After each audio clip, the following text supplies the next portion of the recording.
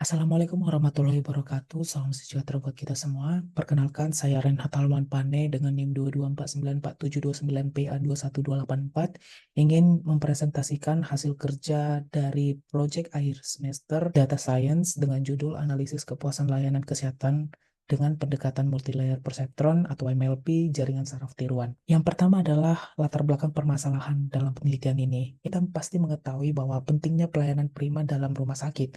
Apa aja itu? Seperti tanggung jawab di rumah sakit itu menyediakan perawatan promotif, preventif, kuratif, dan rehabilitatif. Lalu yang kedua adalah peran kepuasan pasien sebagai indikator kinerja. Ini merupakan faktor terpenting dari rumah sakit itu karena sebagai penilaian kualitas pelayanan berdasarkan persepsi pasien itu sangat penting. Lalu yang ketiga adalah penggunaan multilayer perceptron atau MLP untuk memodelkan dan memprediksi kepuasan pasien. Selanjutnya adalah tujuan penelitian untuk mengembangkan model prediktif, memperkirakan tingkat kepuasan pasien sehingga membantu dalam merancang strategi peningkatan pelayanan yang efektif. Lalu ada kontribusi dan kesimpulan. Lalu bahasan selanjutnya adalah tujuan.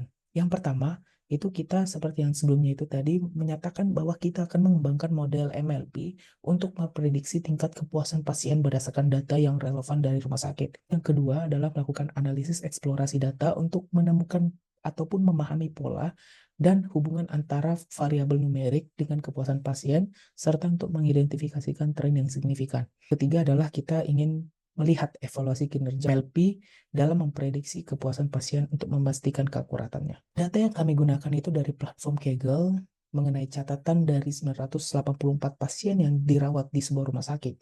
Data ini mencakup informasi demografis, kondisi medis, perawatan yang diberikan, biaya medis yang dikeluarkan, dan status kesehatan saat ini. Tahapan yang terpenting selanjutnya adalah pemrosesan data awal. Yang pertama itu pastinya kita akan mengecek duplikasi dalam data dan ditemukannya tidak ada terduplikasi data tersebut. Lalu yang kedua, pengecekan nilai hilang sama seperti sebelumnya, yaitu tidak ditemukan adanya nilai hilang dalam data. Lalu pengecekan ketidakkonsistenan, secara umum tidak ditemukannya adanya ketidakkonsistenan dalam data. Selanjutnya adalah eksplorasi data. Ini merupakan ringkasan numerik dari variabel numerik ya, age, cost, dan length of stay.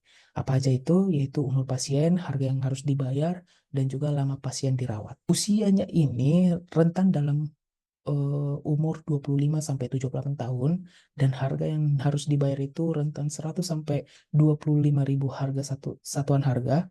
Selain itu, lamanya pasien dirawat berada dalam rentan 1 sampai dengan 76 hari. Ini adalah correlation map variabel numerik, dan kita mendapatkan insight tidak terdapatnya variabel numerik yang berkorelasi tinggi satu dengan yang lainnya. Ini adalah box plot dari satisfaction.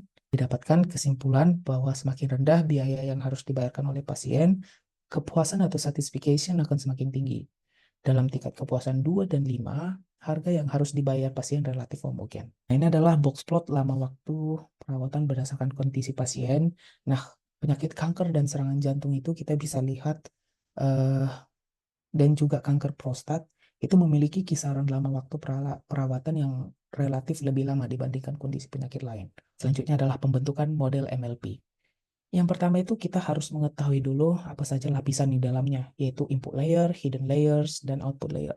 Input layer ini neuron, kata kuncinya, itu lapisannya harus sama dengan jumlah fitur dalam data pelatihan.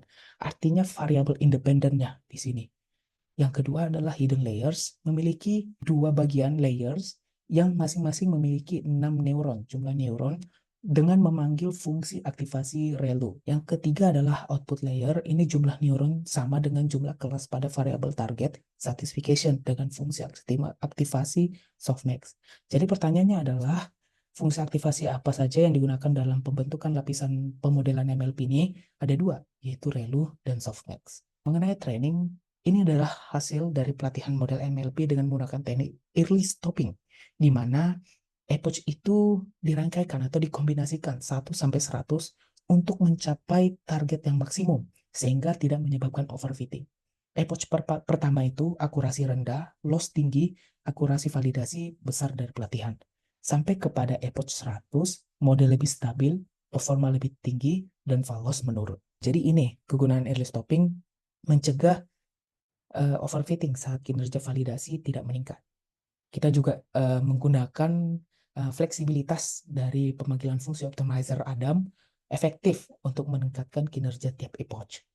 Sehingga didapatkan kesimpulan pada tahapan training ini tidak memberikan hasil yang overfitting pada evaluasi kinerja, karena setiap epoch kinerja dengan signifikan meningkat. Begitu. Yang pertama adalah algoritma, bisa dilihat dalam screen.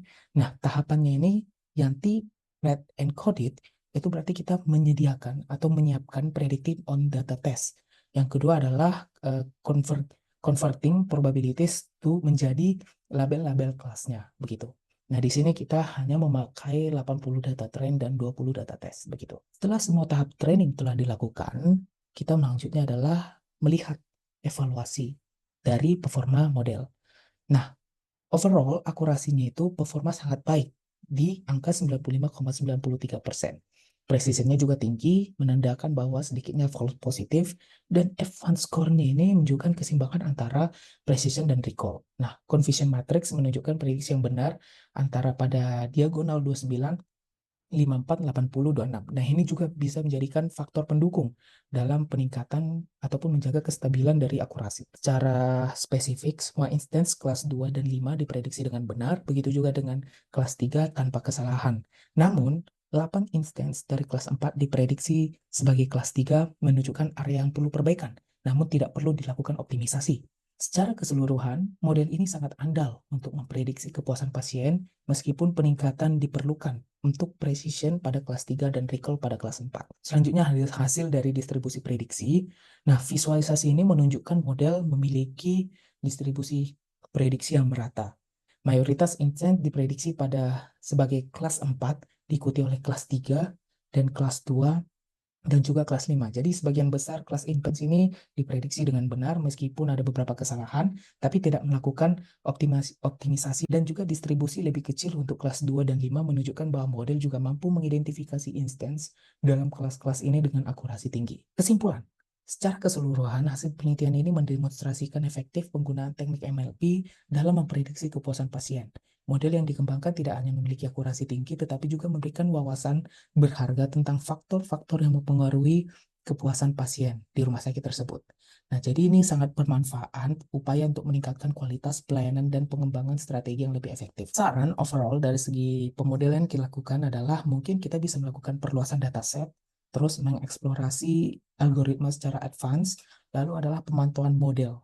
Namun, saran keseluruhan atau saran umum kita bisa mengambil keputusan dari hasil prediksi untuk menjadikan keputusan manajerial dan juga pelatihan staf dalam penggunaan dan interpretasi hasil prediksi. Oke, sekian presentasi dari saya. Terima kasih dan sampai jumpa di lain waktu.